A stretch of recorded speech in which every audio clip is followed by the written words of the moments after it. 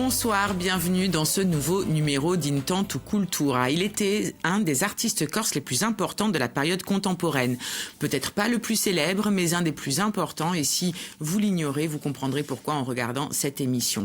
Le peintre José Lorenzi s'est éteint le 16 août dernier à Bastia, où il vivait depuis la fin des années 50. Il avait 93 ans et a laissé une riche œuvre picturale baignée de vives couleurs et de lumière méditerranéenne. Il a aussi laissé de nombreux orphelins, ses disciples, des hommes et des femmes qu'il éveilla à l'art. Intéressons-nous donc à son héritage. Bernard Filippi, bonsoir. Vous faites partie de cette bande d'orphelins. Merci d'avoir accepté notre invitation. Alors, vous avez été enseignant en sciences de l'information et de la communication, puis conseiller art plastique à la collectivité territoriale de Corse à l'époque, mais vous avez toujours été peintre et désormais vous vous consacrez pleinement à votre art. Nous entendrons aussi le plasticien et vidéaste Ange Leccia dans un instant, qui pourra nous rejoindre en visioconférence depuis Paris. Alors Bernard Filippi, nous sommes tous des enfants de José Lorenzi, a dit un jour l'architecte José Tomasi. Vous lui donnez raison? Aussi. Oui.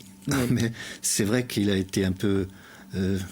un grand-oncle, un père, quand on était jeune, il nous a bien aidés à faire de la peinture. Alors, vous pouvez nous raconter cette rencontre avec lui? Alors, je devais être en 5e, il était prof de dessin, il était en costume très strict, c'était un prof de dessin. Avec sa petite moustache, déjà. Petite moustache. Mais j'ai le souvenir de l'avoir vu dessiner au tableau, et c'était pas mal quand il dessinait au tableau. Oui, quand même. Il se débrouillait bien. Il se débrouillait bien. Je rappelle qu'en 1957, de retour en Corse, après quelques années parisiennes durant lesquelles José Lorenzi s'est formé aux arts plastiques, a côtoyé l'avant-garde et a commencé sa carrière de peintre et d'enseignant, il a créé donc à son retour une section pilote au lycée de Bastia, plus tard baptisée la section artistique. Il y a enseigné les arts plastiques de manière tout à fait révolutionnaire pour l'époque, à tel point que l'expérience est devenue une forme d'utopie qui donna naissance à plusieurs générations d'artistes. Ange Leccia, le peintre Paul Pancrazzi aussi faisait partie de ses élèves, le photographe et cinéaste Dominique Degli-Esposti, l'architecte José Tomasi, j'en oublie et je m'en excuse, Anne Baldassari, qui fut longtemps conservatrice du musée Picasso à Paris. Vous aussi, donc, Bernard Philippe, vous faisiez partie de ses élèves. Qu'est-ce que son enseignement, malgré le côté strict, avait de révolutionnaire? Alors, je ne sais pas si l'enseignement était vraiment révolutionnaire. Ce qui était important, c'est le charisme, la manière de le faire. Et cette idée de regarder partout, de s'intéresser à tout ce qui se passait. Plus que l'enseignement qui, au fond, était un peu classique. Toutefois, il respectait les personnalités de chacun. Ça se disait beaucoup, ça, que... Il vous a éveillé à vous-même en quelque sorte. En fait, c'était beaucoup de la liberté. Il nous laissait libres de faire un peu ce qu'on pouvait faire. Et comme la période 68 était là, on a fait un peu ce qu'on voulait. Hein. Sauf qu'avant mai 68, on était quand même dans une société beaucoup plus conservatrice. Et insuffler un vent de liberté dans une période très conservatrice, ça, quelque part, c'était révolutionnaire. C'était révolutionnaire, oui. C'était en ça. Alors, je vous propose d'écouter à ce sujet Michel Rossi, ancien enseignant, ancien conseiller culturel de Jean Baggioni à la collectivité de Corse et actuel maire de ville di Petrabugne, qui a été très marqué par l'expérience de la section artistique. Il a bouleversé les codes de la pédagogie artistique et il a donné la chance à beaucoup de jeunes bastiais, non seulement dans le domaine des arts plastiques, mais aussi de l'écriture, du théâtre, des chances qu'ils n'auraient pas eues ailleurs. Il a été un moteur, vraiment un moteur essentiel, qui nous a permis, qui a permis à ma génération et à d'autres d'accéder à des choses auxquelles on n'aurait jamais pu accéder parce qu'on n'en avait pas les moyens. On ne pouvait pas aller ni à Paris ni dans les musées. La Corse était un désert culturel et on a fait fructifier ce capital qu'il nous a donné. Notamment, une chose qui me vient souvent à l'esprit, c'est qu'on a fait ensuite du théâtre en langue corse. Ce n'était pas du tout à la mode à l'époque, et on a fait du théâtre contemporain. Dominique Degli-Esposti avait monté La cantatrice chauve d'Eugenio Ionesco. On a vraiment ouvert cet espace auquel on n'avait pas eu accès et auquel on pensait même un jour pouvoir avoir accès. Bernard Philippe, et alors la Corse était un désert artistique à l'époque, sans cette section pilote. Je dis section pilote parce que par la suite, l'expérience, ça a été répété en France et c'est devenu le bac art plastique, bien connu par la suite. Vous, par exemple, est-ce que vous auriez découvert la peinture? Est-ce que vous auriez découvert le théâtre? Même le cinéma? Puisqu'après, avec Angelecha, vous avez participé à son film Stridour, plus tard. Est-ce que vous auriez découvert tous ces arts sans José Lawrence?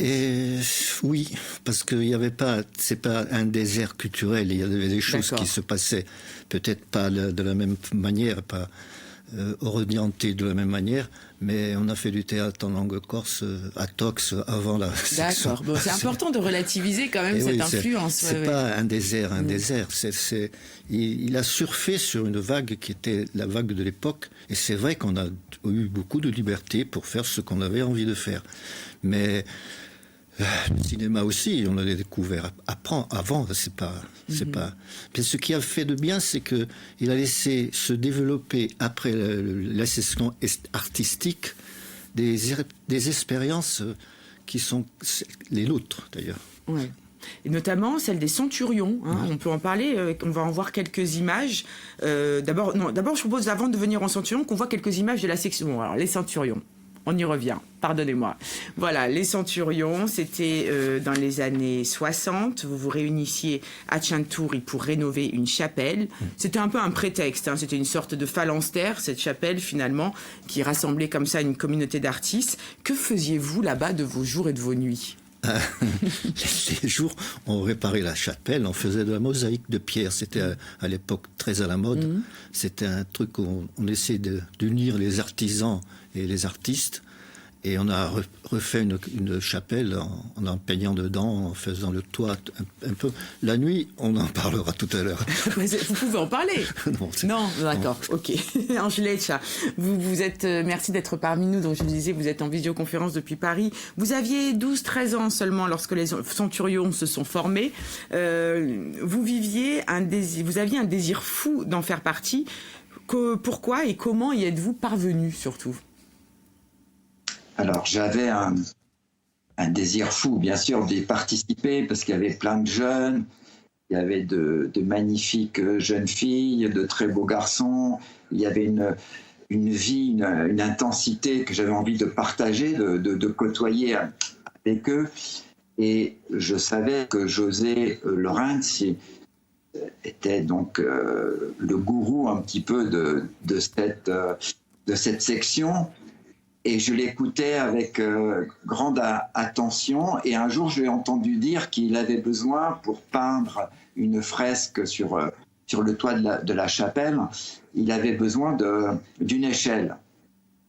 Et son entourage dit, il n'y en a pas ici. Et moi, j'habitais à 4 kilomètres de la chapelle, et je suis vite monté chez moi chercher une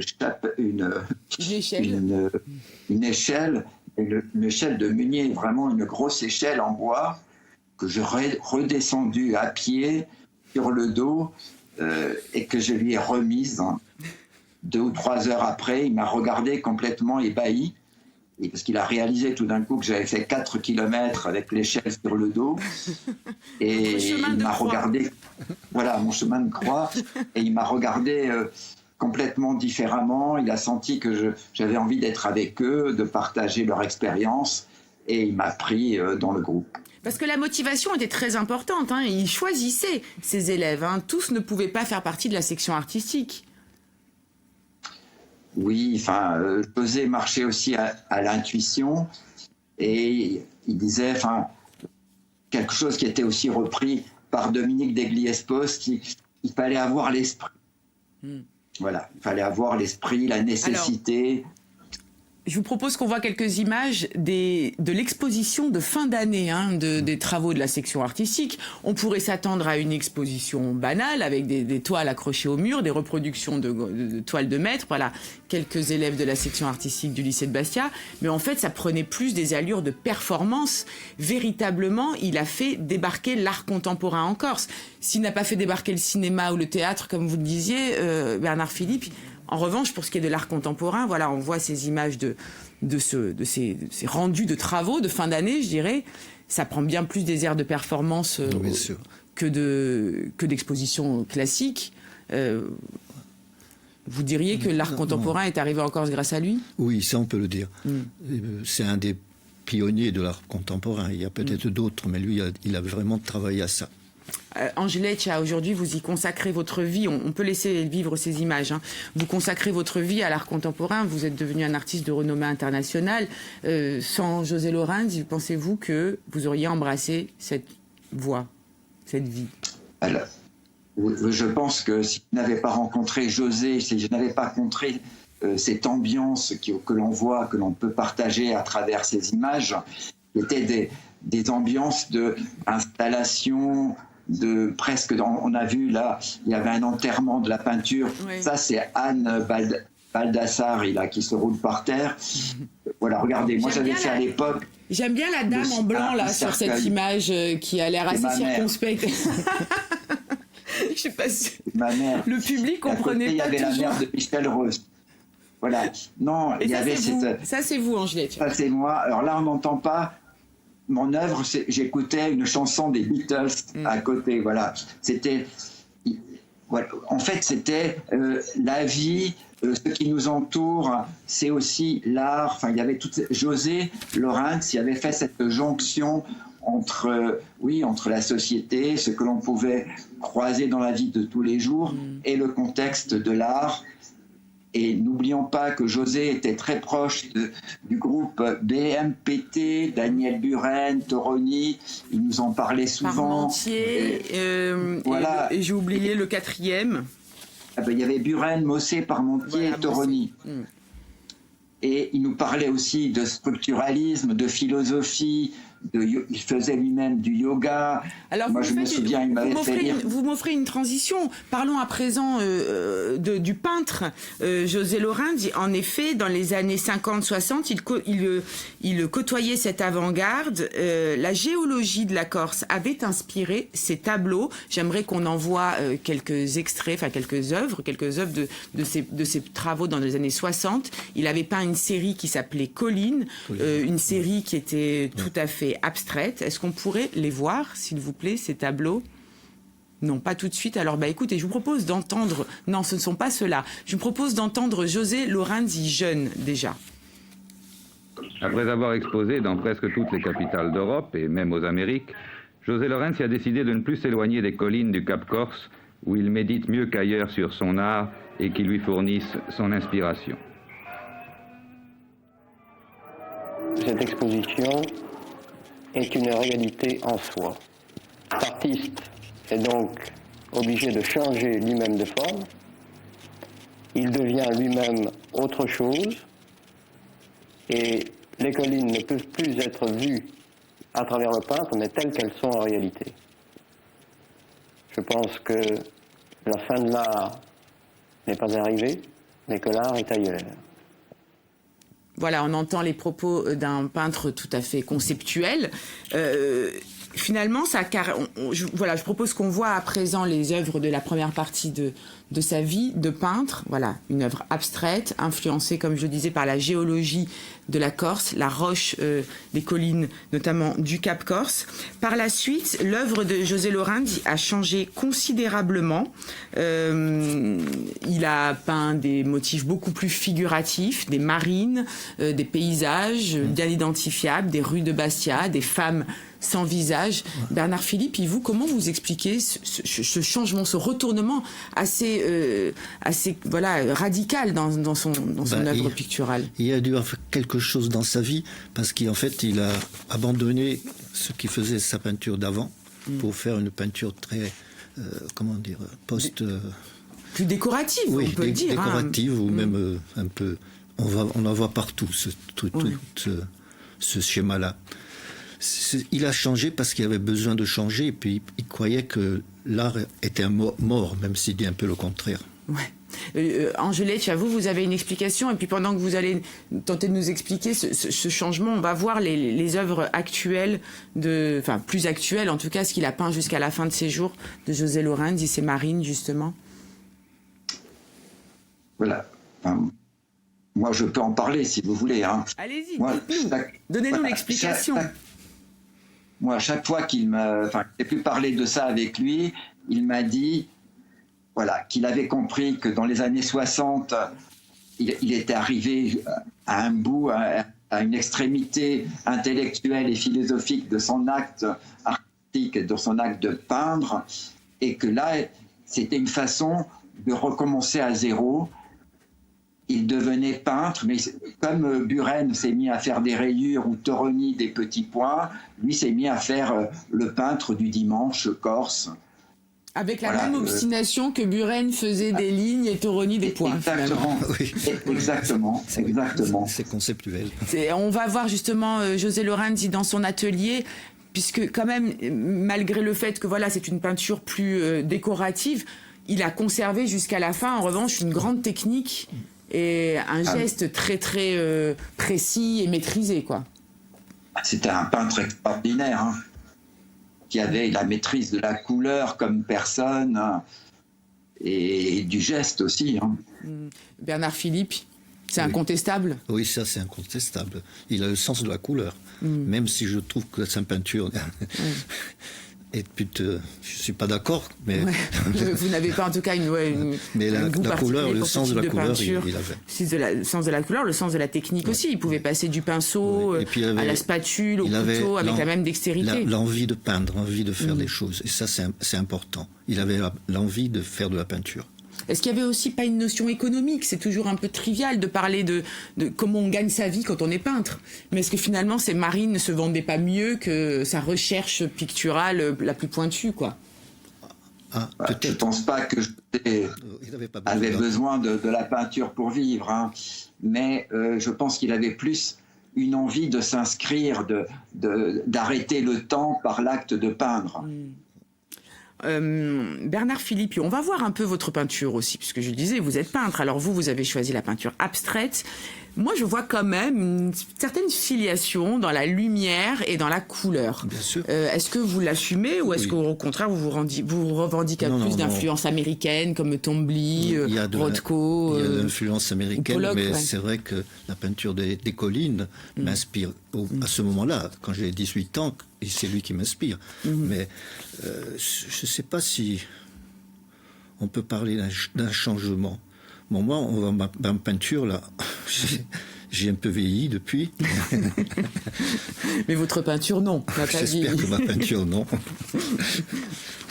Angélette, à vous, alors vous qui avez choisi des manières de vous exprimer bien différentes que la peinture, l'installation, la vidéo, est-ce que vous considérez comme directement influencé par le peintre qu'était José Lorenzi ?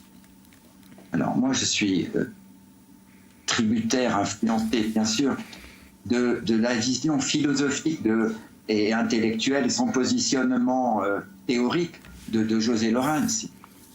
Par exemple, c'est lui qui avait acheté une caméra Super 8 à la section artistique.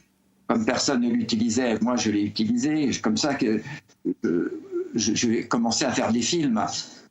Et il aimait beaucoup mes rendus cinématographiques. Il m'a toujours encouragé, il m'a toujours donné confiance. Donc, alors je vais juste faire une petite parenthèse par rapport à Bernard. L'émission se termine. Bernard est un peintre extraordinaire. J'adore sa peinture.